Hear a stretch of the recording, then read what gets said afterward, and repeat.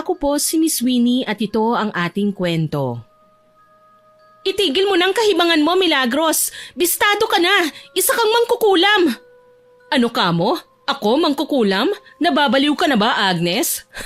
Baka naman resulta yan ng pag-iwan sa'yo ni Mark kasi mas pinili niya akong samahan kesa sa'yo. Ang tagal naming nagpaloko sa'yo. Umabot pa sa puntong nagparaya ako. Pero buwisit ka, pinaglaruan mo lang kami. Nanggigigil kong sigaw habang masama akong nakatitig sa kanya.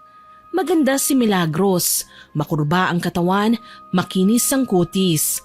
Ngunit lahat pala ng magagandang katangian na nakita ko sa kanya ay pawang pagtatakip lang sa tunay niyang katauhan. Masama, marumi, nakasusulasok. Isa siyang alagad ng dilim pero may makating bibig. Ngayon hindi na ako papayag na apihin pa niya at ipagkalat sa ibang tao gamit ang sariling bersyon ng kanyang kwento. Inilabas ko ang kutsilyong kanina lang ay hinasa ko ng maayos. Sisiguraduhin kong dadaan ang balat at laman ng katawan niya sa patalim na ito. Tutal naman wala na sira na ang pagkatao ko. Sinira ng walang yang babaeng mangkukulam para maangkin ang lalaking matagal na niyang gusto. Anong gagawin mo? Bakit? Akala mo ba mga mangkukulam lang na kagaya niyong dapat nakatakutan? Hindi man ako madalas magsalita pero kaya kitang tapatan, Milagros. Sa pagkakataon nga lang na ito, papatayin kita. Hindi ako natatakot sa'yo. Nababaliw ka na. Ikaw ang nababaliw. Sinira mo ang buhay ko. Winasak mo ang puso ko. Inagaw mo pati ang lalaking pinakamamahal ko. Kung hindi dahil sa marumi at pasmado mong bibig, ikakasal na sana kami ngayon. Iniangat ko ang hawak na patalim at patakbo siyang sinunggaban. Sumigaw si Milagros pero tila nabingi na ako sa pagmamakaawa niya. Wala akong ibang gustong gawin ng mga sandaling yun kundi ang patayin siya. Nanggigigil kong sinaksak sa dibdib si Milagros. Tila nakaramdam ako ng kasiyahan nang makitang tila gripo kong sumirit ang dugo sa aking muka. Ang malansang mainit-init na malapot na likido ay mistulang ulan na biyaya para sa akin. Ang kapalit ng kamatayan ni Milagros ay ang kalayaan ko mula sa pangungutya at panlalait ng ibang tao. Hindi pa ako nakontento. Muli kong dinagdagan ang kanyang sugat sa katawan. Halos naririnig ko pa ang pagbaon ng matalim na dulo ng kutsilyo sa napupunit niyang laman. Paulit-ulit binubutas ko ang mukha ni Milagros, leeg, balikat at dibdib. Hindi siya makagalaw dahil sinakyan ko siya sa bandang tiyan. Sinigurado kong hindi siya makakapanlaban, ni hindi na halos makilala ang dalaga sa dami ng sugat, uka at hiwa sa kanyang buong katawan. Hindi pa ako nakontento. Ipinakita ko kay Milagros ang patalim na ginamit ko sa kanya at dinilaan ang dumikit na dugo sa kumikislap nitong talim. Tama na! Maawa ka! Maawa? Bakit, Milagros? Naawa ka ba sa akin nang sabihin ko sa iyong buntis ako at si Mark ang ama? Anong ginawa mo? Pinagbintangan mo pa akong pinatay ko ang sarili kong anak kahit ng totoo. Ikaw ang nagtulak sa akin sa pampang kaya ako nakunan. Agnes! Kawawa ka naman, Milagros. Hayan pangit ka na. Kahit aso, hindi ka na magugustuhan. Sinubukan pang iiwas ni Milagros ang kanyang muka pero pinilipit ko ang leeg niya. Sa ganoong tagpo ako naabutan ni tatay. Agnes! Diyos ko anak! Anong ginawa mo? Bakit tay? Kakampihan mo ang tsismosang si Milagros? Siya na ba ang kaaawaan mo, ha? Wala akong sinasabing ganyan anak. Pero nag-aalala ko sa'yo at sa tingin ko, napatay mo si Milagros. Napalingon ako kay tatay at noon lang natauhan. Hinihingal man, nilingon ko si Milagros. Dilat na ang kanyang mga mata, hindi na gumagalaw. Naliligo siya sa sariling dugo, samantalang ako naman nanlilimahid sa ladkit ng malansang kulay pulang likido na yon.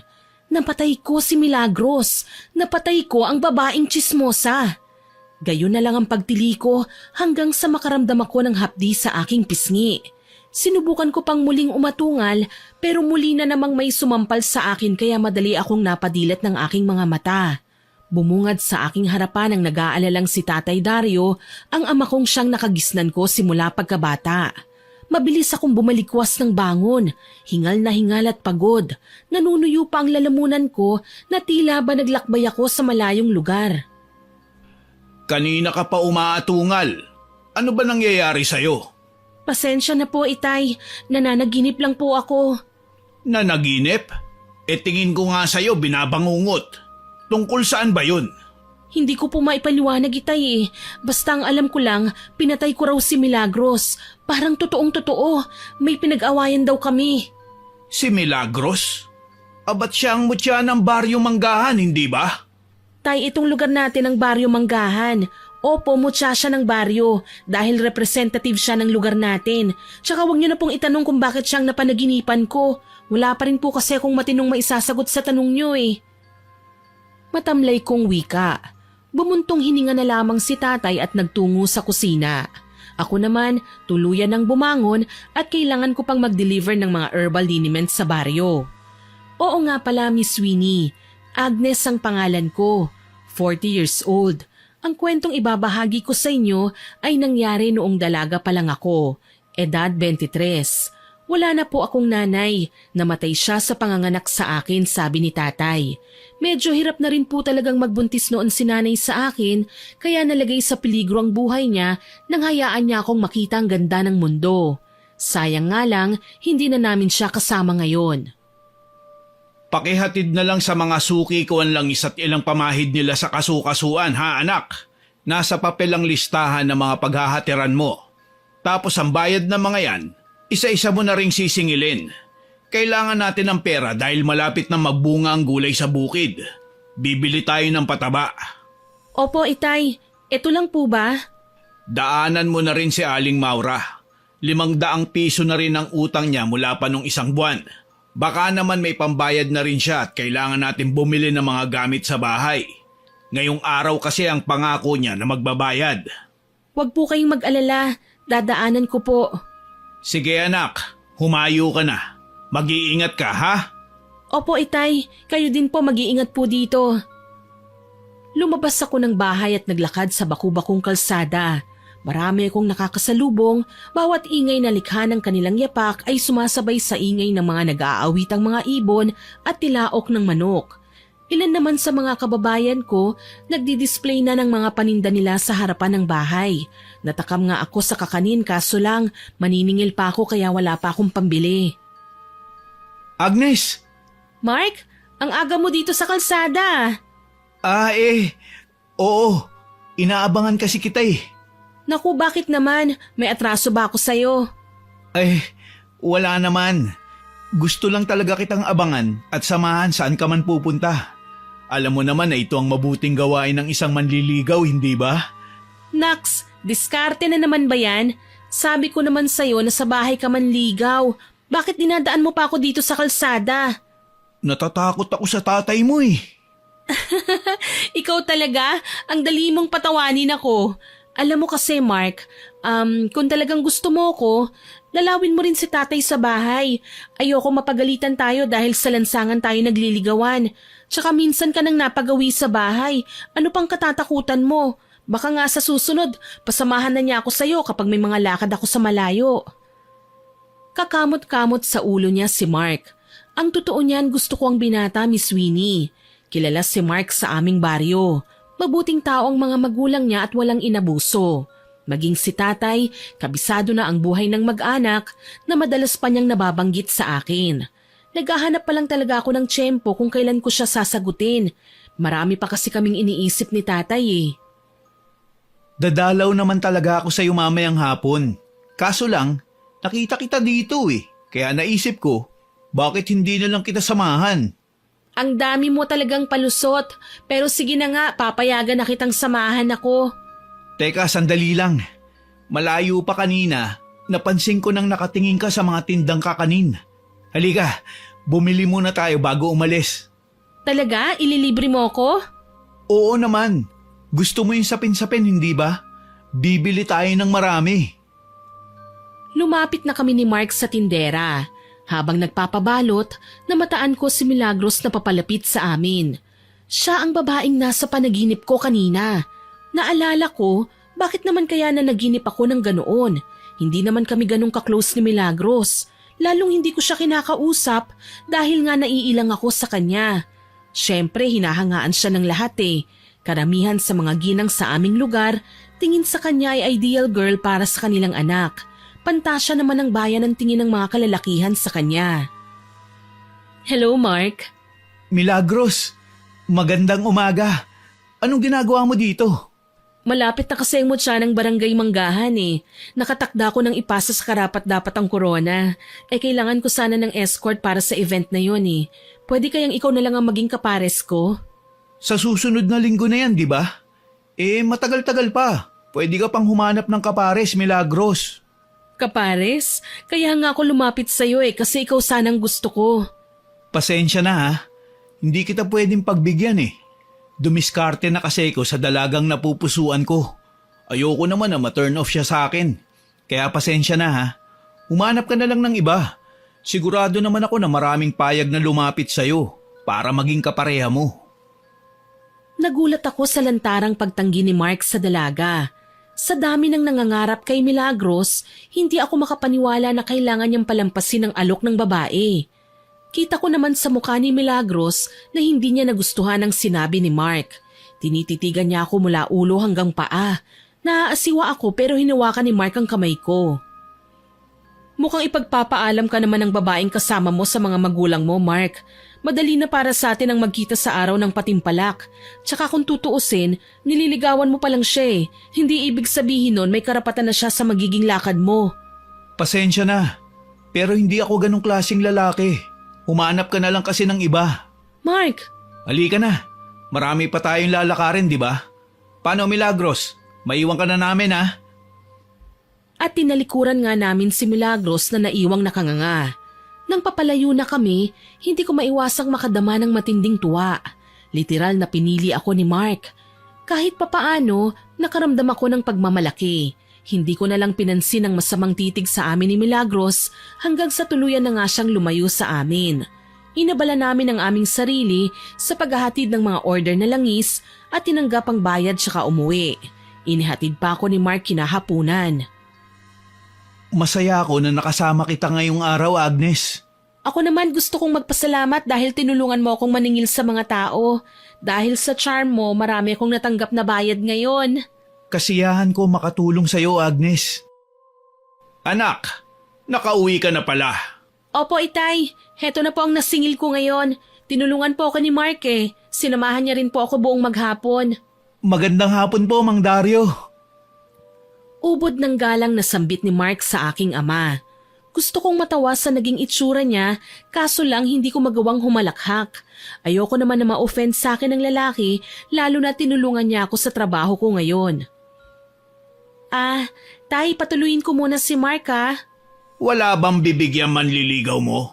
At kailangan ikaw pa magsalita para sa kanya? Ay, pasensya na po, Mang Dario. Nahihiya po kasi ko eh. Nahihiya? Tay! Alam mo anak, nung ako pa ang nanliligaw nung kapanahunan ko, hindi ko ikinahihiya ang pagdalaw sa bahay ng nanay mo. Bagkus, nagsilbi ako sa pamilya ng nanay mo para makuha ko sa mga magulang niya ang respeto nila, maging ang matamis niyang oo. Kaya sana naman, ganun din ang gawin ng manliligaw mo. Abay, mukha ba akong nangangagat? Naku, hindi po, Mang Dario. Ikinatutuwa kong malaman na seryoso ang hangarin mo sa aking anak binata. Kaya sana, kung gusto mo man siyang makilala ng gusto, puntahan mo siya rito sa bahay nang makaliskisan na din kita ng maigi. Gusto ko pang matawa ng mga sandaling yon nang makita ang naging reaksyon ng mukha ni Mark. Kinakabahan na animo kakatayin. Gayunpaman, pinatuloy ko siya sa bahay at dinulutan ng maiinom. Habang tumatagal, nagiging panatag na rin ang loob niya dahil maayos naman ang pakikitungo ni tatay sa kanya. Malaya siyang nakakapanuyo sa akin at wala namang tutol si tatay sakaling magkagustuhan nga kami. Ayon nga sa aking ama, mabait naman daw si Mark. Nang mga sumunod na araw, naglako naman ako ng lutong ulam sa kalsada. Ganito ang ginagawa ko kapag wala akong ibang delivery sa mga produkto ni tatay. Pandagdag naman ito sa mga pambili ng mga kakailanganin namin sa bahay. Habang abala sa pag-iikot, napadaan ako sa stage kung saan nag-iensayo ang mga kandidata ng mutya ng Manggahan. Isa pala si Milagros sa nagsisilbing organizer ng nasabing event. Abala rin ang babae sa pagpapalamuti ng stage kasama ang ilan sa kanyang mga alipores. Ganun na nga ang tawag ko sa kanila since hindi ko gusto ang pinakita niyang ugali nang huli silang magkausap ni Mark. Kaso kung minamalas nga naman, nalingunan niya ako, Miss Winnie. Nakita ko pa nga bumaba siya ng hagdan ng stage at nilapitan ako. Aba, ano naman kaya ang ginagawa mo rito? Napadaan lang ako. Os, bakit nakatingin ka sa mga candidates? Naiinggit ka at gusto mong sumali? Huli na, Day. Hindi ka matatanggap sa contest na to kasi pangit ka. Anong sinabi mo? Bingi ka ba? Hindi ka papasa sa pagiging kandidata kasi nga pangit ka. Tignan mo nga yung forma mo. Sus, makapanlait ka naman. Parang masahol ka pa sa santo. Bakit kaya mo bang pabanguhin yung puwet mo kapag tumatae? Ang yabang mo ah. Maganda ka lang kasi may kolorete yung mukha mo. Daig pang kapal ng pinturang gamit ng payaso. Aba, lumalaban ng walang ya. Natural, hindi ako pinanganak sa mundong ibabaw para magpaapi sa kagaya mong hipon. Anong akala mo, libre ang manlait sa mundo? Nagtawanan ng lahat ng mga nakarinig ng sinabi ko. Ito na talaga ang problema ko dati pa eh. Mabait na mabait ako sa taong mabuti rin sa akin. Pero kapag sinaktan ako o ininsulto ng kahit na sino, naku makakatikim sila ng masasakit ding salita mula sa bibig ko. Lumapit na sa akin ng tuluyan si Milagros. Nanggigigil na tinitigan niya ako. Base sa nakikita kong itsura niya, mukhang gusto na niya akong sabunutan kaso hindi niya magawa dahil maraming tao. Marahil natatakot siyang mahusgahan din ng iba kaya iniwasan niyang magpakita ng taglay niyang kasamaan. Masaya ka ngayon kasi akala mo hindi kita kayang saktan? Hindi mo naisip na pwede kitang balikan kapag wala nang nanonood sa atin? Pinagbabantaan mo ba ako? Sayang, akala ko pa naman kaakibat ng kagandahan ng kabaitan. Kaso lang nagkamali pala ako. Sa kabila ng taglay mong ganda, ang pangit ng ugali mo. Kesa naman kagaya mo, pangit na nga, maldita pa. Pangit ako, ganon? Bakit may nanliligaw sa akin? Samantalang ikaw? Nakikiusap pa sa ibang lalaki, magkaroon lang ng escort. Walang yakang babae ka? Balak na talaga niyang iangat ang kamay niya pero mabilis naman akong nakaiwas. Nagsinghapan pa ang ibang tao na akala siguro ay masasaktan na ako. Ang hindi ko lang inaasahan, haharap siya sa madla tsaka magsasalita sa malakas na boses. Ay, kukulamin daw ako ni Agnes! Ano? Hindi ako mangkukulam. Hindi nga ba? Pinagbantaan mo nga ako, hindi ba? Sira ka ba? Hindi kita pinagbantaan. Wala akong sinabi sa'yo na ganyan. Di bale, matatapos din ang mga ginagawa ko rito. Ipagdasal mo na lang na hindi na kita makita mamaya. Dahil oras na mamataan kita, lagot ka sa akin. Banta niya. Hindi ako natatakot sa kanya, Miss Winnie. Ang totoo niyan, naiirita ako sa paraan ng pakikipag-usap niya sa akin. Para bang kayang-kaya niyang gawin sa akin ang lahat ng banta niya. Kaya naman sa isang iglap, muli akong ngumisi sa kanya. Sa tingin ko, ikaw ang mangkukulam eh. Ano? Wala kang ebidensya. Wala nga ba? Kitang-kita ko nga sa mukha mong pagka-guilty oh. Magbabayad ka. Mamaya ka talaga sa akin. Hindi ko na siya pinansin at nagpatuloy na sa ginagawa ko. Mas marami pa akong mabibentang ulam kaysa sa patulan ko ang walang yang babaeng inggitera at pakialamera. Sana lang talaga, wag na nga kaming magkasalubong mamaya. Hindi ako natatakot sa kanya bagkus natatakot ako sa sarili ko at baka magkasala ako sa kanya. Nananabunot pa naman ako ng buhok ng mga taong walang ibang alam gawin kundi ang mang-insulto ng kapwa kagaya ko. Salamat na lang at natapos din ang pagtitinda ko kaya nagpasya na akong umuwi. Habang nasa daan, nakasalubong ko si tatay. Nagtataka ako at tinanong ko siya kung saan ba siya pupunta. Tay, hapon na po ah. Saan kayo pupunta? Sinundo ako ng manliligaw mo. May gustong magpagamot sa akin sa baryo. Malala na raw ang karamdaman, pero hindi naman gumagaling sa ospital. Talaga po? Pwede ba yun? Sakit na hindi gumagaling kahit bigyan pa ng napakaraming gamot. Ano po bang nangyari? Mahirap daw ipaliwanag ayon kay Mark. Pero anya, may kinalaman daw sa kulam. Nasaan po ba si Mark? Agnes, nandito ako. Akala ko ba takot ka sa tatay ko? Bakit magkasama kayo? Ikaw pasimple ka rin eh. Hindi naman pala kasi nakakatakot ang tatay mo eh. Akala ko nga lang, Lalamunin niya ako ng buhay kanina nang tanungin niya ako kung bakit kita hinahanap. Mabuti na lang, naisip ko kagad na sabihin sa kanyang tutulungan ko siya sa gawain niya. Kaya natuwa. Tapos kanina, habang kinukuha ang bayad sa customer niyang may utang, humingi ng tulong sa akin ng isa sa kakilala ng tatay mo. Kailangan daw nila magpagamot eh. Kaya heto, sinundo ko kagad si Mang Dario. Psst, may pinag-uusapan ba kayo? Bakit parang nagbubulungan kayong dalawa dyan? Naku, wala po Mang Dario, wala po. Halika na, Tay. Samahan ko na po kayo. Gusto ko ring makita ang gagawin niyo. Mabuti na lang at pumayag naman kaagad si Tatay. Nagsimula na kaming maglakad paalis.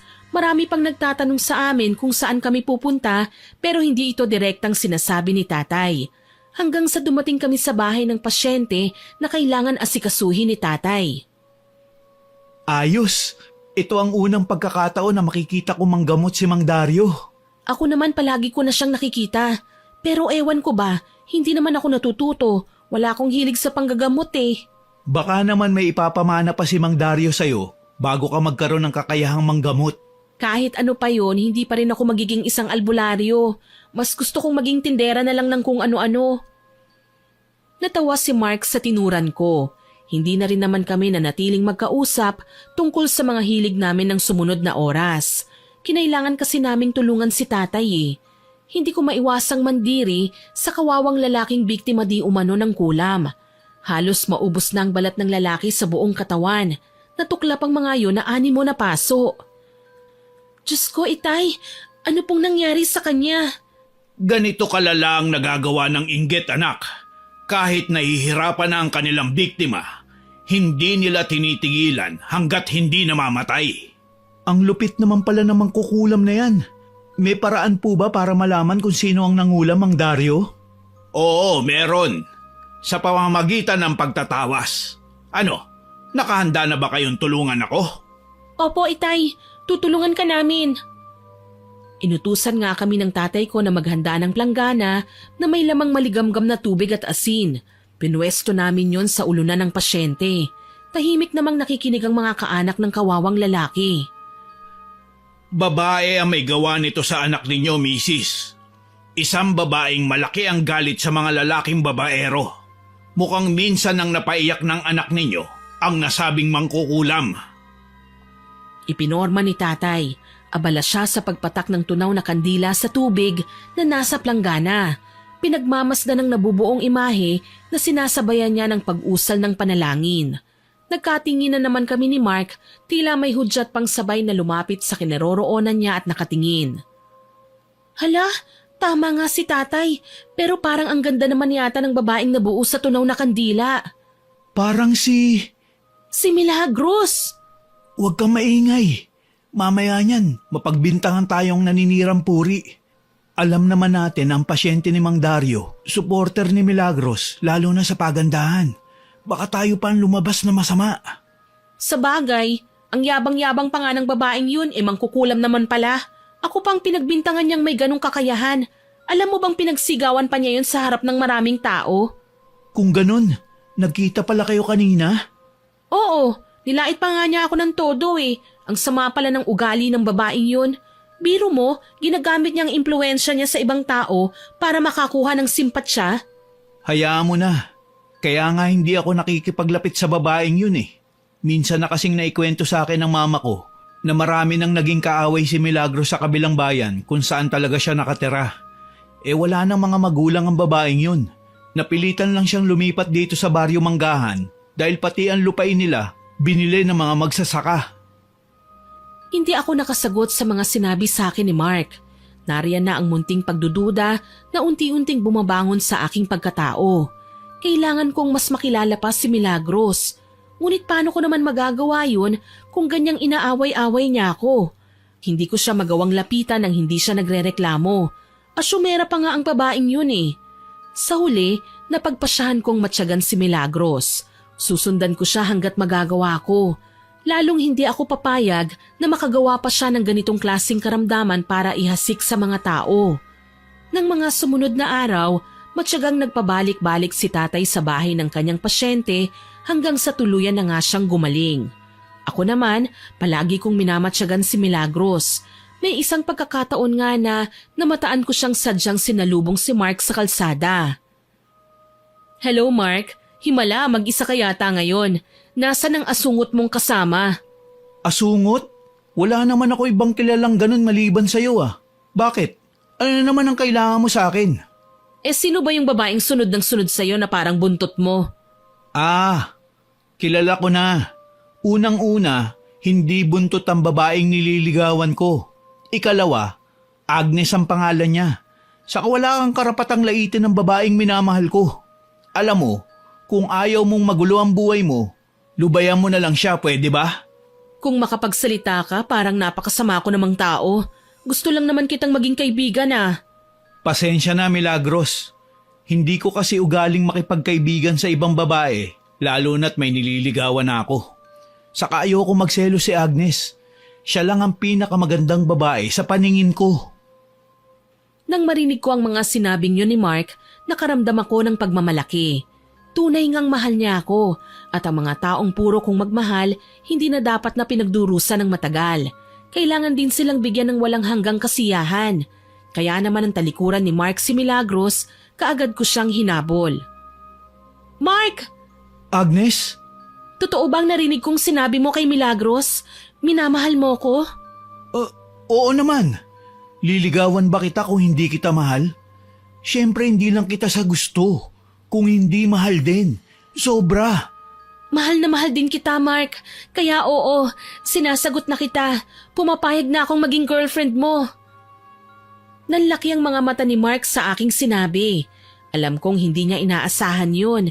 Pero ano pa nga ba ang dapat naming hintayin? Pasko? Mahal naman namin ang isa't isa?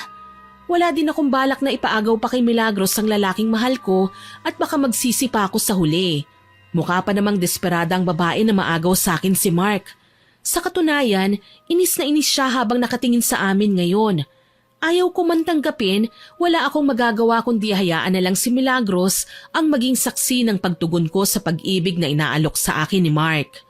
Kumalat sa buong baryo ang pagiging magkasintahan namin ng lalaki. Maging si tatay, masayang-masaya sa naging desisyon naming dalawa. Natutuwa ako, Iha.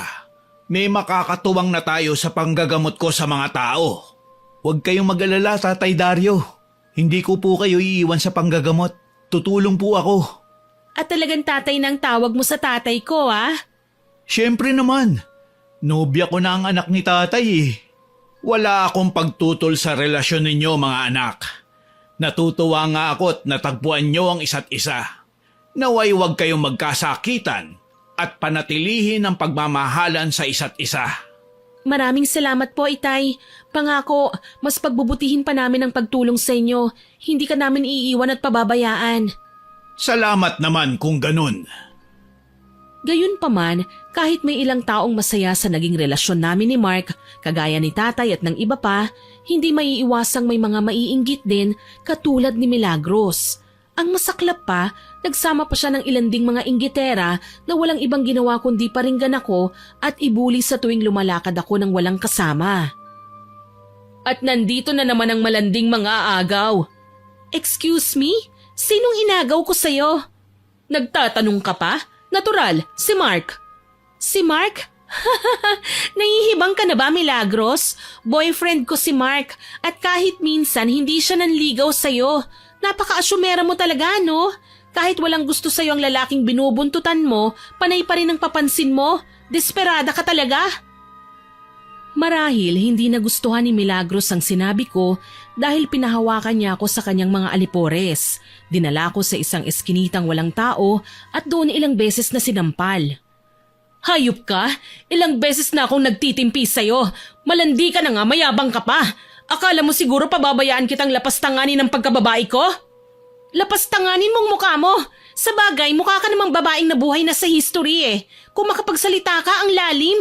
Masahol ka pa sa isang historian. Hay nako, kung alam lang ng mga tao ang tunay mong ugali, siguradong lalayuan ka na nila. Sa bagay, babagsak ka rin balang araw. Hindi ka na kailanman babalik sa ibabaw. Ito ang palagi mong tatandaan, Agnes. Masaya ka ngayon kasi kasama mo si Mark. Pero balang araw, babawiin ko siya sa'yo. At hindi ako kailanman papayag na magtagumpay ka sa pangarap mong pabagsakin ako. Bago mo pa magawa yun, sisiguraduhin kong mauuna ka magdusa. Kahit naman wala kang gawin, gugustuhin kong magdusa ka. Isasama ko pa ang tatay mo. Paulit-ulit niya akong sinampal hanggang sa mamagana ang aking pisngi. Tiniis ko ang lahat, Miss Winnie. Hindi ako nagpakita ng luha sa harapan niya. Ayokong makita niyang umiiyak ako dahil siguradong mas matutuwa siyang makitang masaktan ako. Tinandaan ko ang itsura ng 2 alipores niya na may hawak sa akin. Isasama ko sila sa gagantihan ko. Mabuti na lang, makalipas ang ilang sandali ay nilubayan na rin nila ako. Iniwan nila ako na maraming kalmot at namamaga ang muka. Kahit papaano, nakaramdam ako ng kaginhawahan. Nangihina man, pinili kong bumangon at nagpasyang umuwi. Nakasalubong ko sa daan sina Tatay at Mark na magkasamang hinahanap ako. Hindi sila makapaniwala sa nangyari sa akin. Diyos ko anak, ano nangyari sa'yo? Bakit ka may pasa? Sino may gawa nito? Kanina pa kita hinahanap, Agnes. Bakit may mga sugat ka? Sabihin mo sa amin ang totoo. Si Milagros, siyang may gawa nito sa akin. Pinagbantaan pa niya ako na pati si Tatay, sasaktan niya para pahirapan ako. Ano? Sinabi niya yun? Oo, Mark. Grabe ang pagkagusto ni Milagros sa'yo para guluhin niya ang buhay namin ng ganito. Huwag kang mag-alala, Agnes. Hindi ako papayag na saktan ka pa ulit ni Milagros. Ako na ang makakalaban niya. Kailangan nating may reklamo ang babae niyan sa barangay. Hindi pwedeng basta na lang siyang hahanap ng gulo at pasimuno ng pananakit sa walang katuturang bagay.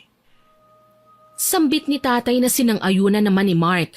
Tuloy napilitan akong sumama sa 2 lalaki sa barangay hall para ireklamo namin si Milagros. Marami ang nadismaya sa di umano'y pagpapakita ni Milagros ng pangit na ugali, gayong iniidolo pa naman daw siya ng mga tao. Nang magharap nga kami sa barangay, taas kilay akong dinuro ng dalaga. Ang kapal din naman ng mukha mong ireklamo ko, no, Agnes? Hindi nga kita kailanman tinuring na kakilala o kaibigan eh. Tapos sasabihin mong sinaktan kita kasi hindi ko gusto ang presensya mo? Nababaliw ka na ba? Hindi ako ganyan kababaw. Huwag mo akong gawing sinungaling, Milagros. Alam ng 2 mong alipores ang ginawa niya sa akin. Sa katunayan, inutusan mo pa nga silang hawakan ako, hindi ba? Kalokohan. At bakit ko naman gagawin yon? May katangian ka ba na dapat kong kainggitan? Nakakalimutan mo na ba? Lantaran mong sinabi sa akin na gusto mo si Mark. Hindi ka na nahiya. Pati kasintahan ng iba gusto mo pang ahasin. Kahit ang lalaki na nga mismo ang ayaw pang magpaahas sa'yo. Nanggigigil na binalak na sana akong saktan ni Milagros, kaso lang humarang si Tatay. Masama ang tingin na ginawad niya sa babae. Tingin na hindi papatalo. Tingin na hindi siya makakapayag na may apihing mahalaga sa kanya. Ni minsan, hindi ko pinagbuhatan ng kamay ang sarili kong anak. Kaya wala kang karapatan saktan si Agnes. Sa ipinakikita mo ngayon, tama nga ang sinabi ng aking anak. Sinaktan mo siya kasama ng mga alipores mo. Ngayon, oras na gawan mo siya ng masama. Ako na makakalaban mo.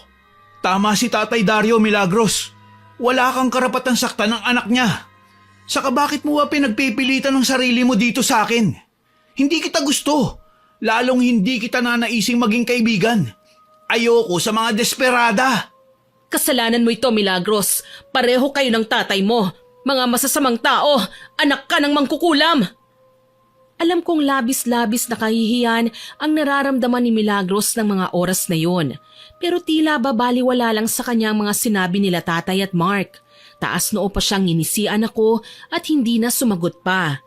Gayunpaman, ginawa pa rin ng aming chairman ng tama. Pinagmulta niya si Milagros at pinatawan ng parusa. Hindi ko alam kung anong klaseng consequence ang natanggap ng babae, basta nagulat na lang ako isang araw nang makitang nagwawalis siya sa kalsada. Pinag-community service pala sila ng mga alipores niya. Tinawanan ko ang babae nang saktong mapadaan ako sa pwesto niya. Akala ko nagkamali ako ng desisyon nang hindi ako pumatol sa pananakit mo sa akin kasama ang alipores mo kasi palaban ako, Milagros. Pero naisip ko, tama lang ang ginawa ko. Mas bagay kang maglinis dyan kesa sa rumampas sa stage. Napakagaga mo kahit kailan. Talagang sinusubukan mo ang pasensya ko, ha? Sige, subukan mong saktan ako. Sa pagkakataong ito, lalaban na ako. Hindi na ako papayag na masaktan mo ulit. Akala mo siguro hindi kita papatulan, ano? Gaganti ako, Agnes. Sisiguraduhin kong hindi mo ikakatuwa ang gagawin ko. Aniya na hindi ko nalang pinansin. Diyan naman siya magaling sa pagbabanta. Mula noon, naging opisyal ko ng mortal na kaaway si Milagros. Sayang at dati hinahangaan ko ang galing niya sa pagrampa. Naging idolo siya ng maraming kabataan. Pagpapanggap lang pala ang lahat ng pinapakita niya. Walang yaang babae.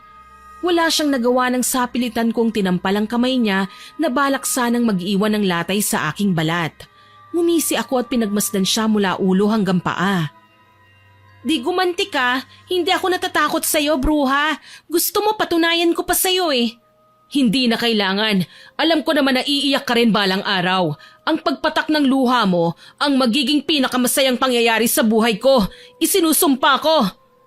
Hindi mo ako mapapaiyak, Milagros. Gagawin ko ang lahat, mailayo lang ang pamilya ko sa'yo na balak mong ipanakot sa akin. Sisiguraduhin kong ikaw ang luluhat, hindi ako. Matapang kong wika sa kanya. Alam kong hindi nagustuhan ni Milagros ang ginagawa kong pagsagot sa kanya, pero kailangan Tinalikuran ko siya at nagpa siya na lamang lagpasan siya. Hindi ko na pinansin pa ang mga pagpaparinig niya. Tutal naman, alam kong hindi siya magtatagumpay sa mga masama niyang binabalak laban sa akin. Lingid sa kanyang kaalaman, balak ko nang simula ng seryoso ang pagmamatsyag ko sa kanya. Hindi ako papayag na maniobrahin pa niya ang sitwasyon at naiinis ako sa tuwing tinatawag niya akong anak ng mangkukulam. Albularyo ang tatay ko, Miss Winnie. Tumutulong siya sa mga nangangailangan. Ginagamot niya ang mga may sakit. Alam kong mabuti siyang tao. Masyado kang matapang at pakialamera, Milagros. Ginugulo mo ang tahimik kong buhay. Ngayon malalaman ko ang sikreto mo. Ikaw naman ang susundan ko. Naglakad na pauwi si Milagros. Tahimik lang ako at pinagmasdan siyang papasok ng kagubatan. Hindi ko pa kailanman natunto ng kanyang bahay, kaya gayon na lang ang pagtaka ko nang mapagtantong sa kakahuyan pala siya nakatira. Buisit na, Agnes, talagang sinusubukan niyang pasensya ko? Pwes, gagawin ko siyang laruan hanggang siya na mismo ang magmakaawa sa akin na patayin ko na lang siya. Sisiguraduhin kong masakit at nakababaliw ang gagawin ko sa mga mahal niya sa buhay para tuluyan na nga siyang malugmok at bumagsak. Umiling ako at lumapit pa sa may bintana ng kanyang bahay. Hindi ko akalain na may makikita ako doon na mga hindi pangkaraniwang kagamitan. Marami kong alam tungkol sa mangkukulam. Sila kasi ang kadalasang nilalabanan ni tatay, lalo na kapag may mga pasyente siyang hindi nagtitiwala sa ospital at mas gugustuhin na lang lumapit sa albularyo nang mabawasan man lang nila ang sakit ng katawan na nakuha mula sa kakaibang orasyong gawa ng kulam. Isang katotohanan ang sumambulat sa akin. Sinungaling si Milagros, mapagpanggap at manloloko. Kailangan ko siyang makumpronta. Nagmadali ako sa paglabas sa pinagtataguan at pinaningkitan ko ng mata si Milagros. Gulat na gulat siya nang makita ko. Anong ginagawa mo rito? Isa kang mangkukulam, Milagros. Ang lakas ng loob mong pagbintangan ako ng kung ano-ano, tapos ikaw palang may sikreto? Makakarating to sa lahat ng nakakakilala sa'yo. Sa tingin mo ba, papayagan pa kitang makalabas ng bahay ko? Nagkakamali ka, Agnes. Nalaman mo ng sikreto ko kaya wala akong magagawa kundi ang patayin ka. Hindi ka magtatagumpay, Milagros. Ipagkakalat ko sa lahat ang mga nalaman ko. Sambit ko sabay layo sa kanya. Hindi ako papayag na basta na lang siyang makatanggi sa mga nadiskubre ko ngayon.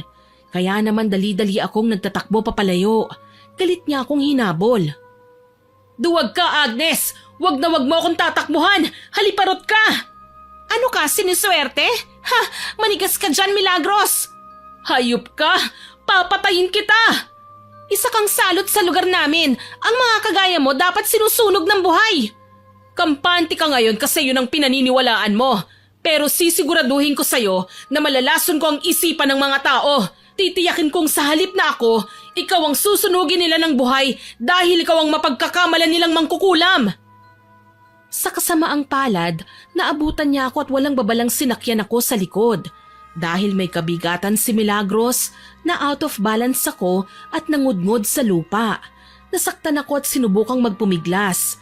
Pero naging marahas sa pagsabunot ng buhok ko si Milagros. Nang dahil sa kayabangan mo, nahuli tuloy kita. Patay ka sa akin ngayon. Ang kapal ng mukha mo, Milagros. Wala kang karapatang pigilan ako sa gagawin ko. At anong gagawin mo? Pipigilan ako? Huwag ka nang umasa. Hindi na mangyayari ang gagawin mo. Nagulat ako nang umusal siya ng kakaibang orasyon. Hindi ko maintindihan ang mga binigkas niya, kaya gayon na lang ang pagtakip ko sa tenga ko. Naalala ko noon, sinabi sa akin ni tatay na wag akong makampante sa kahit na anong maririnig kong uri ng orasyon. Baka raw ginagawaran na ako ng sumpa. Ubod lakas kong sinipa si Milagros. Mabuti na lang nakahanap ako ng paraan para magawa yun. Napaupo siya sa lupa, namimilipit sa sakit na nagawa ko sa kanya. Pareho lang kaming bumagsak, pero hindi ako pwedeng magpaapekto. Kailangan kong makalayo sa kanya. Agnes! Saan ka pupunta? Lalayo ako sa salot na kagaya mo! Mamamatay ka na ngayon! Ikaw ang mamamatay, Milagros!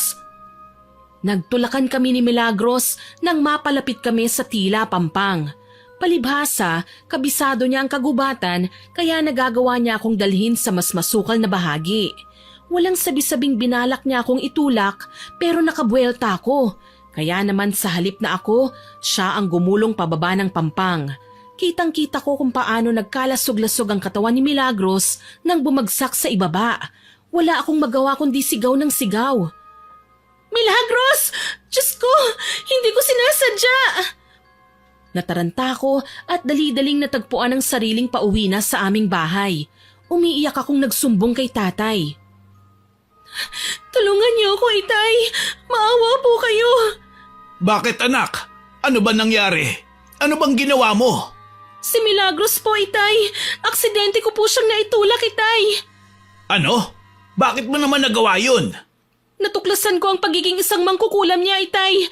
Marami na siyang nabiktima at isa pa doon ang ginamot niyo. Sigurado ka ba riyan sa sinasabi mo, anak? Sigurado po ako, Itay. Nagkomprontahan kami, pero hindi niya tinanggap ang mga sinabi ko na isusumbong ko siya sa madla. Halika, samahan mo ko, anak. Kailangan nating mahanap ngayon si Milagros. Baka buhay pa siya at kailangan niya ng tulong. Itay, paano naman po ako? Ayokong makulong. Siguradong gagawin ni Milagros yun oras na mahanap natin siya. Kakausapin ko siya, anak. Huwag kang mag-alala.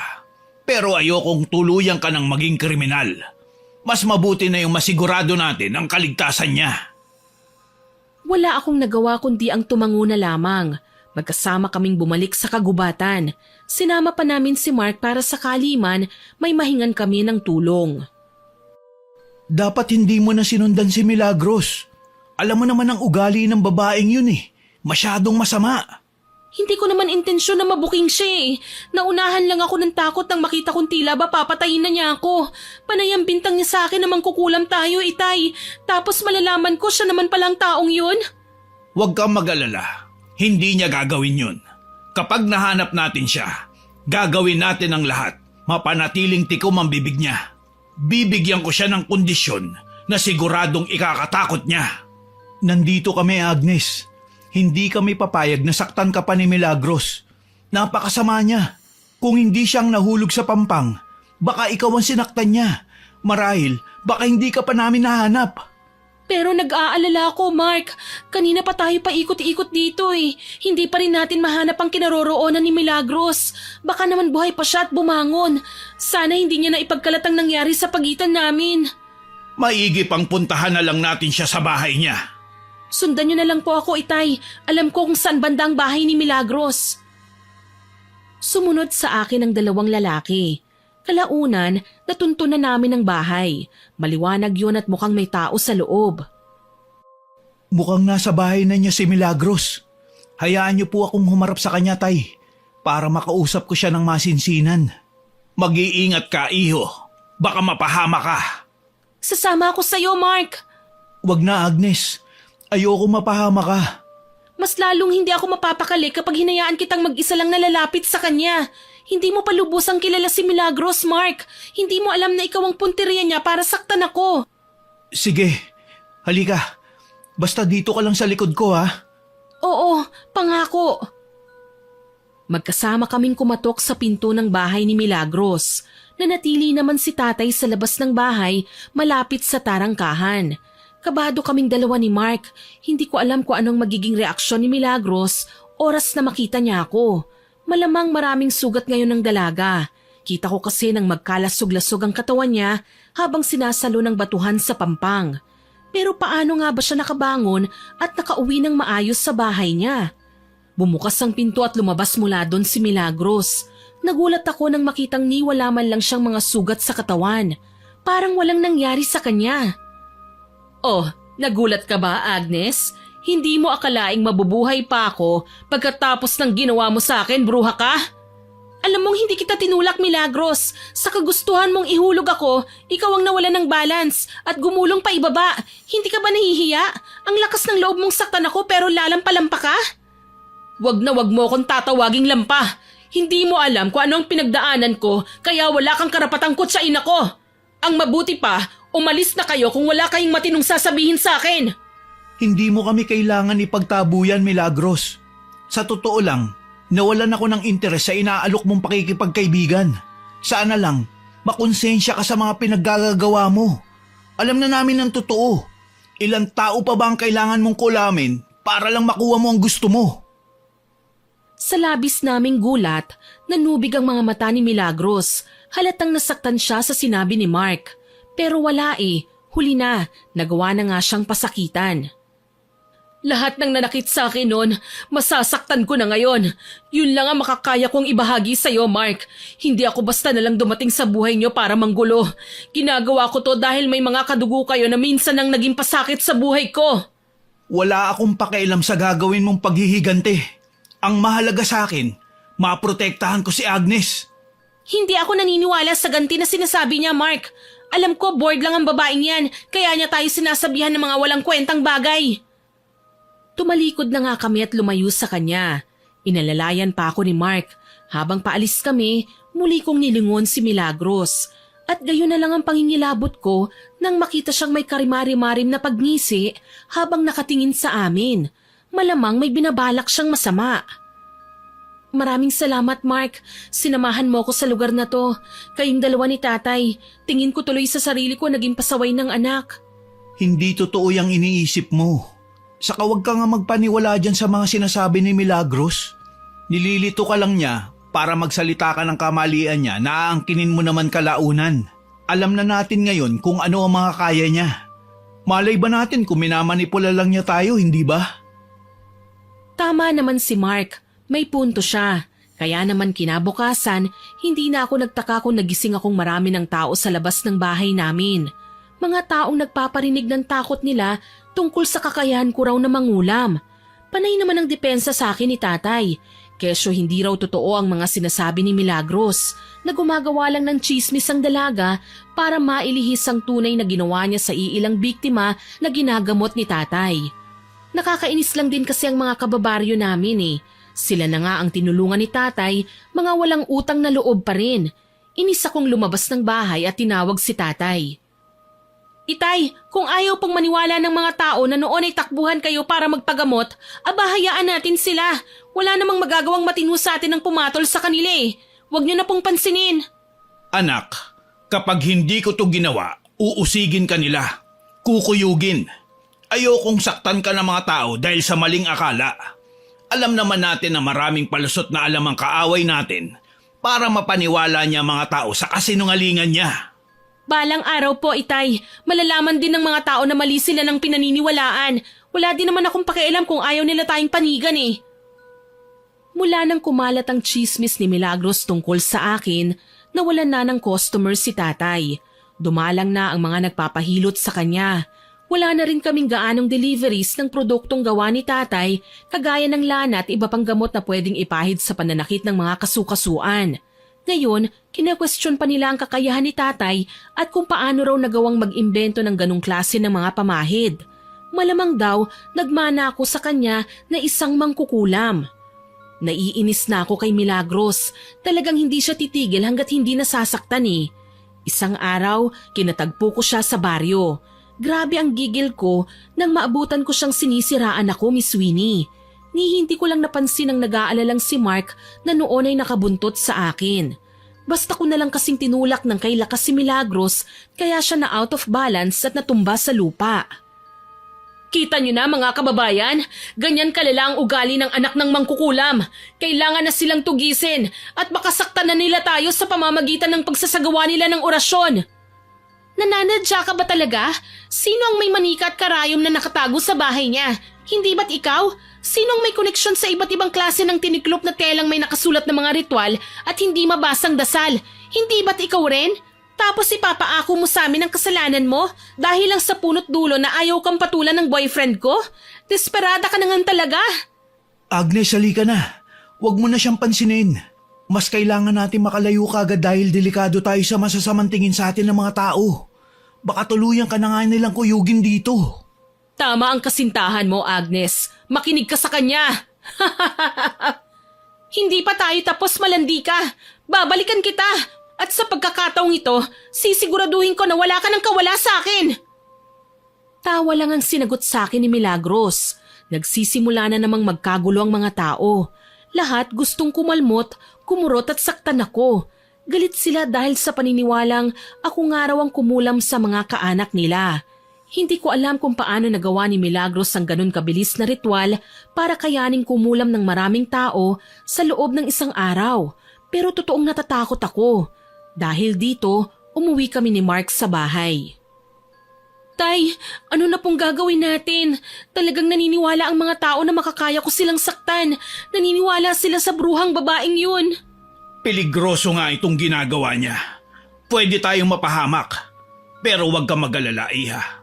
Kaya nating solusyonan ang bagay na ito. Ano kaya kung puntahan niyo ni Mark ang bahay niya? Nakawin niyo ang mga gamit niya sa pangkulam at sunugin. Tapos gagawa tayo ng ritual na hindi niya kayang atrasan. Anong klaseng ritual po, Itay? Ibabalik natin sa kanya ang maling paniniwala ng mga tao. Paano po? Sa pamamagitan ng pagkulam din sa kanya, anak. Seryoso kayo, Itay? Paano kapag lumala ang sitwasyon? Bakit naman lalala? Gagawan nga natin ng paraan para matapos na ang kahibangan ni Milagros, hindi ba?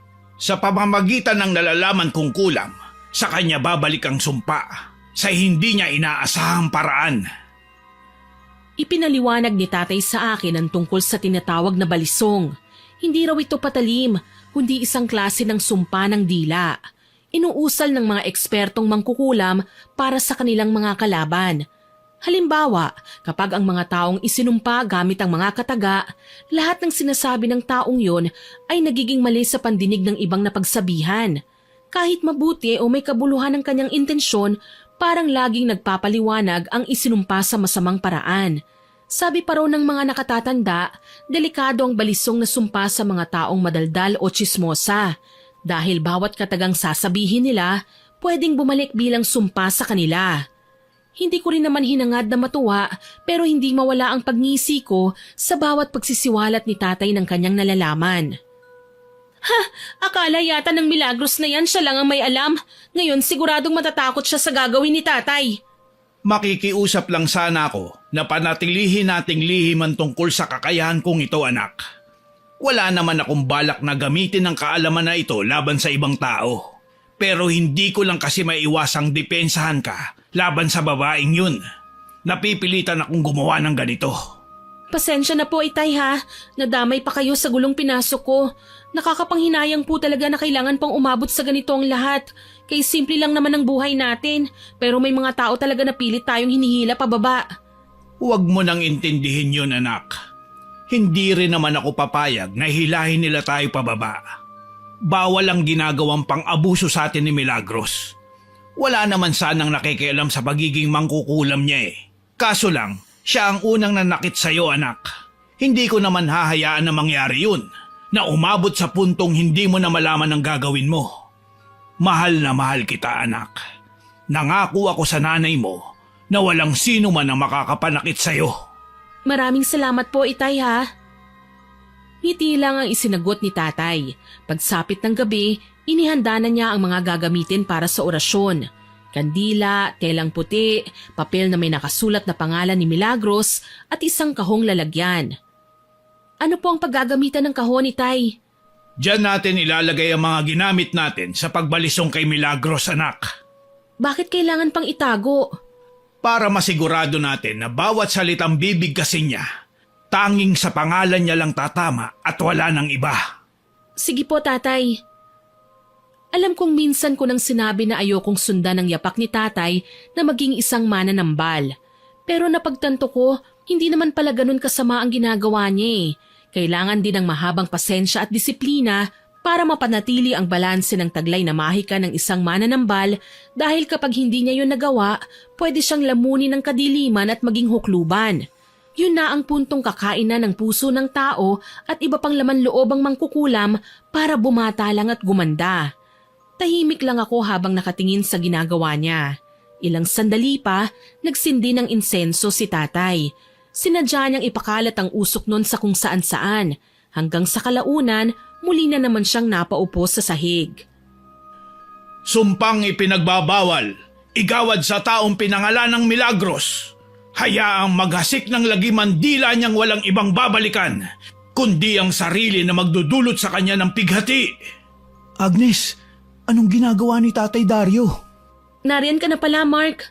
May kailangan kasi kong ipaalam sa inyo eh. Ano ba yon? Papunta na dito mga tao. Balak nila kayong palayasin sa baryo. Talagang naniniwala sila sa sinabi ni Milagros na kayo'y mga mangkukulam at salot.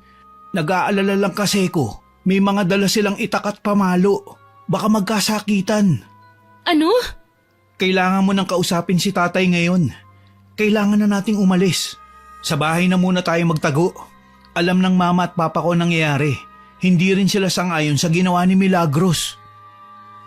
Kinakabahan na pinakiramdaman ko ang aking sarili. Kapag nakarating dito ang mga tao, siguradong magkakagulo. Yon ang hindi ko mapapayagan. Kailangan naming gumawa ng paraan para hindi nila mahanap si tatay. Mark, pwede mo ba akong tulungan? Oo naman, kahit ano.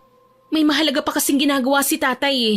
Isang klase ng orasyon na magtutulak kay Milagros na magsabi ng katotohanan. Habang ginagawa niya yon, hindi siya kailangan makita, Mark, para lumabas din ang katotohanan sa kasinungalingan na pinapakalat ni Milagros. Sige, tutulungan kita. May naisip na akong paraan kung paano natin sila maitataboy. Paano? Gagawa tayo ng mga patibong. Yung madalian lang gawin. Hindi nila mapapansin. Sumunod ako kay Mark at sa pamamagitan ng paghawi ng mga tuyong dahon sa lupa, gumawa kami ng panibagong daan. Ililigaw namin ang mga tao para hindi sila makarating sa bahay namin. Tama ang naisip ni Mark. Kailangan lang namin bilisan dahil ayon sa kanya, papunta na rito ang mga tao. Palibhasa wala kaming kapitbahay kaya kampante naming magagawa ng maayos ang aming binabalak. Kabado man, tahimik naming inabangan ng mga tao. Marami-rami nga sila. May dalang mga pamalo at itak na tila ba nakahanda ng sumabak sa laban. Nangunguna pa sa kanila ang bruhang si Milagros. Hayop ka, Milagros! Talagang idadamay mo pang tatay ko sa kamalditahan mo? Shh! Agnes, pigilan mo ang sarili mo. Kapag nagpakita ka sa kanila, siguradong kukuyugin ka. Pagtutulungan ka nila at baka hindi ka lang nila hulihin. Malaki ang posibilidad na matuntun nila ang tatay mo. Sa totoo lang, Mark, nanggigigil na ako sa babaeng yan. Gustong-gusto ko na siyang saktan. Pakiramdam ko kasi wala na siyang ibang gagawin kundi ang buwisitin na lang ang buhay ko. Paano na lang kapag may nangyaring masama sa tatay ko? Paniguradong hindi ko siya mapapatawad, Mark. Alam ko na ang gagawin natin. Tutal, nakatago naman si tatay sa bahay niyo at hindi siya kagad matutuntun. Unahan na natin. Sunugin natin ang mga gamit niya na sinasabi mong gamit niya sa pangkukulam. Nang sa gayon, wala na siya mabalikan at hindi niya na kayang umusal ng mga orasyon na pambawi sa mga binintang niya sa inyo ng tatay mo. Sigurado ka, Mark? Kaya nating gawin yun? Oo naman. Halika, kailangan natin bilisan. May alam akong shortcut. Lakad-takbo ang ginawa namin ng boyfriend ko hanggang sa makarating kami sa tahanan ni Milagros. Tama nga si Mark. Walang tao sa loob at nakabuyangyang ang mga kagamitan ni Milagros. Nagkumahog kami sa pagtitipon ng mga yon tsaka binuhusan ng gas na nakalagay sa gaserang gamit niya bilang ilaw. May lighter din palang dala si Mark kaya mabilis namin nasilaban ang mga gamit. Nakaidali namang naglagablab. Karamihan kasi sa mga yon gawa sa tela at papel. Halika, kailangan natin magtago. Alam mo, habang sumasama ako sa mga lakad ng tatay mo, marami akong natutunan sa kanya. Mga bagay na may kinalaman sa mga mangkukulam. Kapag sinunog natin o pinakailaman ng mga gamit nila, iiwan nila ang pinagkakaabalahan nila para hanapin ang kanilang mga gamit. Malamang, sa oras na ito, pabalik na ngayon si Milagros dito. Baka nga galit na siya eh. Buti ka pa, nagawa mong matuto sa turo ng tatay ko. Mukhang mas magiging albularyo ka pa kaysa sa akin eh. Hindi naman sa ganun. Nagkaka-interest lang ako sa mga ginagawa niya.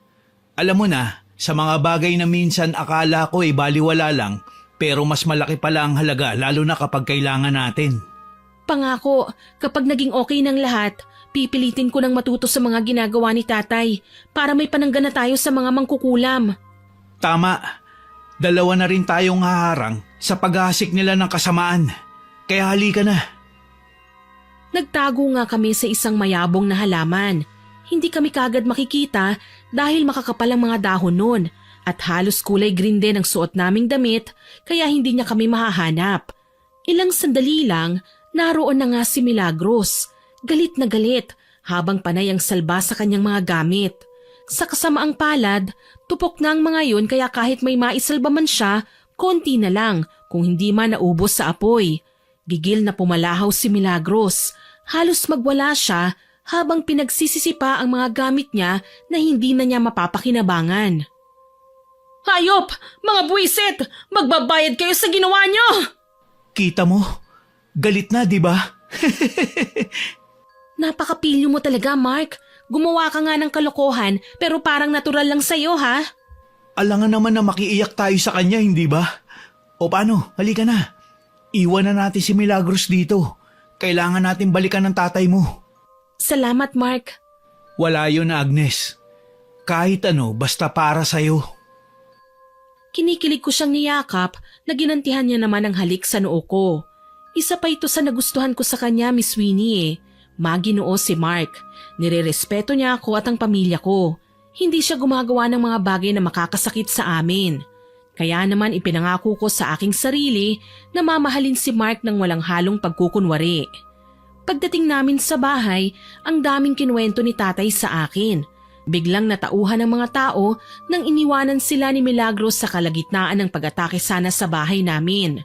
Ayon kay tatay, nasundan daw nila si Milagros at nakitang nagwawala sa harapan ng bahay ang dalaga habang pinagmamasdan ng mga sunog niyang gamit. Nakita nila ang katotohanan sa pagkatao ni Milagros, Iha. Nalaman nila na bintang lang ang binabato sa atin dahil ang tunay na mangkukulam kasama nila. At humihingi ng pasensya ang mga taong hinusgahan tayo. Hindi man lang nila naisip na ilang beses natin silang ginamot.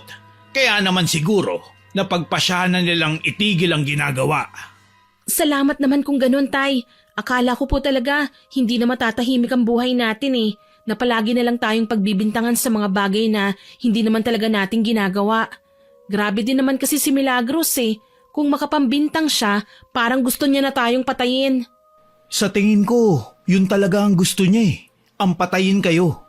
Pero hindi ako makakapayag, Agnes. Gagawin ko ang lahat. Maipagtanggol ko lang kayo. Maraming salamat, Mark. Tinupad mo ang sinabi mo sa akin na hindi mo pababayaan ang aking anak. Mahal ko po si Agnes, tay. At mahal ko na rin po kayo. Kaya sana, mag-iingat din po kayo palagi. Kasama kayo sa poprotektahan ko. Oras na tangkain ni Milagros, nasaktan kayo ulit. Nakangiting wika ni Mark. Hindi ko naman maiwasang kiligin sa aking mga narinig. Alam kong hindi na ako makakahanap ng lalaking makakapagpaligaya sa akin habang buhay. Kay Mark lang masaya na ako. Lumipas ang ilang araw na walang nangyayaring hindi maganda. Tila ba alam na ng mga tao kung sino ang kailangan nilang iwasan. Sa katunayan, tinanggal nila si Milagros bilang mutya ng Baryo Manggahan at pinalit ang naging first runner-up noon. Salot na ang tingin ng mga tao sa kanya. Kasalanan mo to, Agnes. Magbabayad ka sa lahat ng ginawa mo. Susubukan ka ng karma dahil sinira mo ang buhay ko. Teka, bakit ako na naman ang may kasalanan? Ikaw tong nagsimula ng gulo ah. Ikaw ang may kasalanan kung bakit nabuking ang pagiging mangkukulam mo. Kung hindi mo ako pinakialaman o pinagbantaan ang buhay ng tatay ko, hindi ako gagawa ng paraan para malaman ang lahat ng sikreto mo. Kahit na, kasalanan mo ang lahat at hindi ako papayag na mabuhay kang matiwasay kagaya ng pinapangarap mo. Umusal ng hindi maintindihang mga kataga si Milagros. Mga katagang nagbigay sa akin ng mga nakabibinging pakiramdam na hindi ko lubos maintindihan. Magkakasakit ka, Agnes. Hindi kailanman malalaman ng tatay mo ang solusyon kung paano ka gagaling. Hindi nila malalaman na ang sarili ko lang ang magiging kapalit ng buhay mo. Tumahimik ka! Hindi ikaw ang makakapanakit sa akin! Hindi ako papayag! Hindi! Wala ka nang magagawa! Naigawad ko na ang sumpa! Ha! Diyan ka nagkakamali, magandang binibini. Dahil bago mo pa ginawaran ng sumpa ang anak ko, naunahan ka na namin. Sa katunayan, nagsimula na ang karma mo noong araw na sinugod mo kami sa bahay kasama ang taong bayan. Hindi ako makapaniwala sa mga isiniwalat ni Itay. Nakalimutan ko rin kasi ang tungkol sa bagay na yon. Kaya hindi ko akalaing magagawa na niyang tikman ng sariling karma sa pamamagitan ng balisong. Ibig sabihin, bawat katagang inusal ni Milagros laban sa amin ay sa kanya ang balik nun. Napaatras si Milagros nang mapagtanto ang kanyang mga sinabi. Bumagsak siya sa lupa ng nanginginig. Nagsuka at masamang-masama ang pakiramdam. Sinubukan pa niya kaming murahin pero sinapo niya lang ang dibdib niya at humugot ng malalim na paghinga. Mga traidor!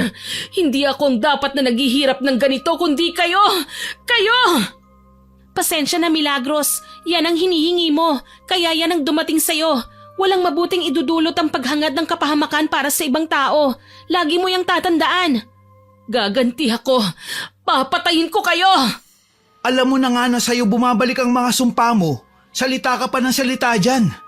Hindi ka matututo hanggat ganyan ang ugali mo, Milagros. Halina kayo mga anak. Iwanan na natin si Milagros.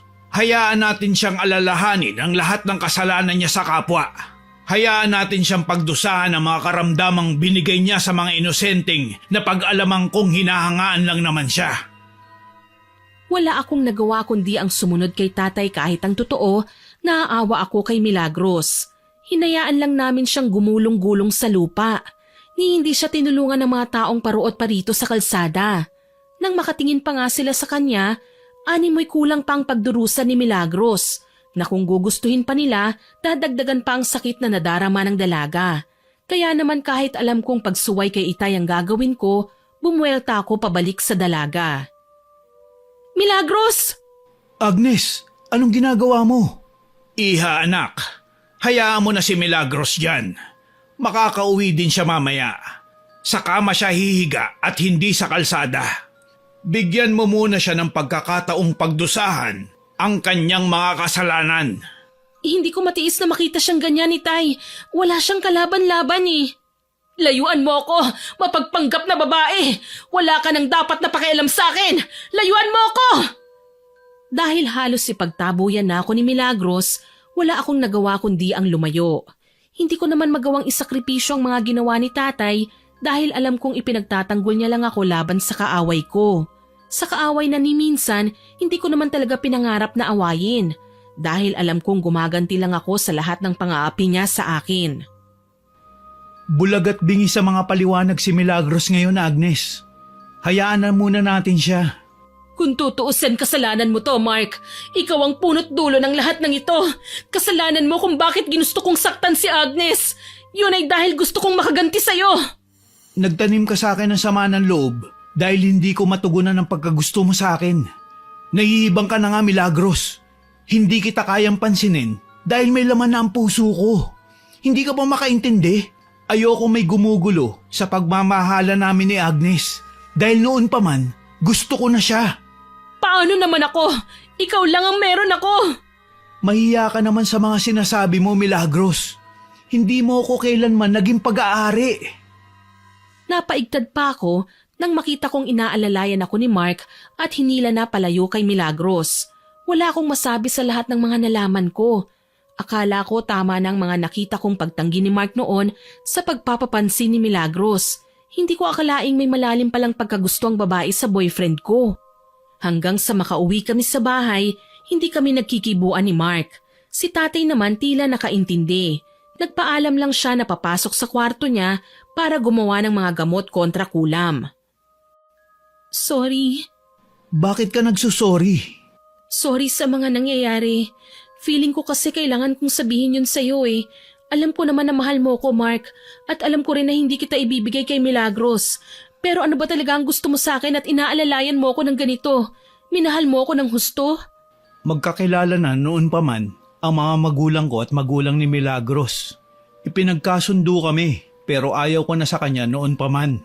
Nalaman ko kasi na ang mga magulang niya mangkukulam. Marami na silang pinatay, kabilang na ron ang lolo at lola ko. Sa kadahilan ng gusto nila ako makasal sa anak nila. Pero umalis kami nila mama sa bayang pinagmulan namin. Ibig sabihin, kilala mo si Milagros dati pa? Oo, pero iniiwasan ko na siya. Ang pamilya ko mula sa lahi ng mga albularyo, Agnes. Kaya mabilis din ako napalapit sa tatay mo kahit naiiya ako at naiilang ako sa kanya nung una. Kailangan ko magpaturo sa kanya ng kaalaman dahil hindi ito na ipasa sa akin ng lolo ko bago man lang siya yumao. Maliban sa tatay mo, ako man ay naggawad din ng sumpa laban kay Milagros. Kaya nga nung itutulak ka sana niya dun sa pampang, siya ang nahulog. Magaling lang talaga siyang mangulam. Kaya nagawa niyang itago ang kanyang mga pasa at sugat. Nagawa niya ring gamutin ang kanyang mga bali. Diyos ko, kung ganun? Oo, Agnes. Nabuksan ko na ang kakayahan ko at may patnubay to ng tatay mo. Natutop ko ang aking bibig. Sa pagkakataong ito, hindi ko maiwasang mamangha. Magaling na albularyo si Mark, alam ko.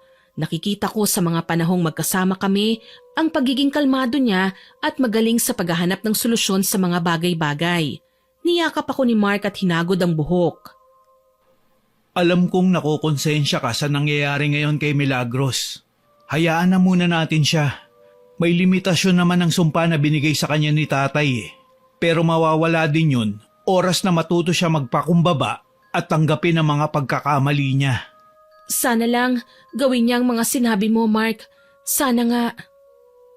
Ngumiti si Mark sa akin bilang ganti. Nang gabing yon, maaga akong nahiga para matulog. Balisa ako at hirap dalawin ng antok. Hindi ko nga alam kung bakit nangyari sa akin ang bagay na ito. Gayunpaman, pinilit kong makatulog. Hanggang sa managinip ulit ako, Miss Winnie. Nagisnan ko na lang ang aking sarili na nasa labas ng bahay ni Milagros. Hindi ko alam kung umaga ba o gabi dahil makulimlim na sa bahagi na yon ng bakuran niya. Napapalibutan naman kasi ng mga mayayabong na punong kahoy ang paligid ng bahay. Walang sabi-sabing tumuloy ako sa bahay ni Milagros. Nakita ko siyang may pinagkakaabalahan sa gitna ng kinauupuan niyang sahig. Ano na naman ang kailangan mo, anak ng mangkukulam? Hindi pa ba sapat sa'yo na naghihirap na ako? Na malubha ang sakit ko? Tigilan mo na ako, Agnes! Hindi ko na kayang magtiis pa! Nahihibang ka na ba, Milagros? Hindi ko rin alam kung bakit ako nandito. Tsaka kung nagkasakit ka man, kasalanan mo yun. Hindi ako ang dapat nasisihin mo. Sa tingin mo nakakatuwa ang ginawa nyo? Sa akala mo ba magsisisi ako sa lahat ng ginawa ko? Nagkakamali ka, Agnes. Kahit kailan hindi ko pagsisisihan ang lahat ng mga ginawa ko sa'yo. Hindi ako papayag na basta na lang akong tumanggap ng pagkatalo dahil sa ginawa nyo. Nagulat ako nang maglabas ng kutsilyo si Milagros. Akala ko nga sasaksakin niya ako. Kaso nagulat ako dahil ginamit niya lang yon pamputol ng lubid na nakahanda na sa tabi niya. Ni hindi ako nakagalaw nang makita siyang nakangisin na inaayos ang lubid sa ibabaw ng may ulunan niya, tsaka tinali sa kanyang leeg. Ni hindi na rin ako makasigaw nang sa mismong harapan ko nagbigti siya.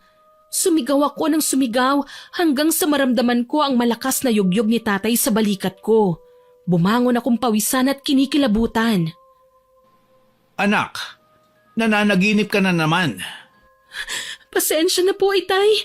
Akala ko totoong napanaginipan ko eh. Alam kong pagod ka lang. Sige na, magpahinga ka na muna. Sambit niya kaya wala akong nagawa kundi ang tumango. Paulit-ulit lang ang panaginip kong yon, Miss Winnie. Minsan, kahit nakikita ko nga si Milagros na nakabigti sa panaginip ko, susubukan ko siyang tulungan at halos mamamatay ako sa sindak kapag nakikita siyang basta nalang didilat ang mga mata at sisinghalan ako na wag na raw siyang gambalain. Isang hapon, dinalaw ko si Milagros sa bahay niya. Matagal na rin nung huli ko siyang makita at gusto kong malaman kung kumusta na ang pakiramdam niya. Hindi ko napaghandaan ang tagpong bumungad sa pagdating ko. Milagros, nandito ako. Si Agnes, pwede ba kitang madalaw? Milagros? Sa labas pa lang, nangangamoy bangkay na. Nakakalat ang mga langaw at may aso pang hinihingal sa loob kaya sumilip ako. Nakapalibot ang itim na kandila sa sahig. Nakatayo pero nalusaw na ang ilan at mukhang nakamatayan na ang apoy. Sa gitna nun, nakabigti si Milagros. Dilat ang mga mata at matigas na. Nilalangaw na ang kawawang babae dahil nagsisimula ng maagnas ang kanyang katawan. Samantalang ang paa niya, nakakapangalahati na ng aso sa paglamon. Napasigaw ako sa labis na takot. Ngunit anong magagawa ng pagkataranta ko dahil wala rin namang lalapit para tulungan ako. Halos mawala sa sariling nagtatatakbo ko palayo sa bahay niya. Tila ba nagkatotoo ang panaginip ko na maski si Mark walang malinaw na maipaliwanag kung paano nangyaring nakita ko ang nangyari kay Milagros sa panaginip. Isa lang ang ibig sabihin nito, Agnes. Ayaw pagsisiya ni Milagros ang kasalanang ginawa niya sa mga tao at sayo. Pinili niyang patayin ang sarili niya kesa naman humingi ng tawad, lalo na't wala yun sa bokabularyo niya. Sabi ko na nga ba magmamatigas ang babaeng yun. Huwag kang makonsensya, anak. Hindi naman natin inutos sa kanya magpakamatay Siguro, napagod na siyang makipaglaban sa tunay na buhay. Napaiyak na lang ako at yumakap kay tatay. Natroma ako sa ginawa ni Milagros sa kanyang sarili, Miss Winnie. Sa katunayan, madalas ko siyang napapanaginipan. Inahabol ako at pinagbabantaan na papatayin kahit nailibing na siya. Hanggang ngayon na may sarili na kaming pamilya ni Mark, dumadalaw pa rin siya sa aking panaginip. Hindi ko maiwasang sisihin ang sarili ko sa hindi malamang dahilan. Nagigilty ako dahil baka may mga nagawa sana ako para tulungan siya na binaliwala ko naman. Sa ngayon, si Mark na ang nagsilbing albularyo ng aming baryo. Wala na rin kahit na sino ang nagtangkang banggitin ang pangalan ni Milagros sa takot na lumipat sa kanila ang sumpa ng pagkakasakit at pagkawala sa sarili na huling dinanas ng babae bago pa man siya mamatay. Sana lang magsilbing aral sa lahat ng tagapakinig ang karanasan kong ito. Gaano man kasama ang isang tao, bigyan natin ng pagkakataon. Walang ibang may karapatang kumuha ng buhay natin kundi ang poong may kapal lang. Sa kaso ko, panahon lang ang makapagsasabi kung hanggang kailan mawawala ang guilt sa puso ko. Umaasa ako na mapapatawad din ako ni Milagros dahil para sa akin, matagal ko na siyang pinatawad. Ano man ang nangyari, inilibing ko na sa nakaraan at sinelyuhan ko na ng pagkalimot. Salamat na lang, naging maayos at masaya naman ang pamilya namin ni Mark. Kasama namin si tatay na tagabigay ng advice sa bawat desisyon namin sa buhay. Hanggang dito na lamang po. More power po sa inyong channel at God bless. Sana po ay nagustuhan niyo ang aking ibinahaging kwento. Pero bago ko po tapusin ito, hindi ito makukumpleto nang walang shoutout sa masusugid nating listeners. Shoutout po kay Gaylen Ukol, kay Grace Luceriano, kay Jacil Calapis, kay Micaela Jane Melo, kay Rason Yao, hello din po kay Nanay Gina Vlogs, kay Linburo, kay Arvid Shane Heiberg, kay Jocelyn Anterio, kay Florence Lucinario, kay Mary Ann Valderramos at sa mga pamangkin niyang sina Jello, Jeya at Jacob. Shoutout din po kay Stephanie Chloe, kay Pinados Melin at sa partner niya, pati na rin sa Pinados at Malaya family.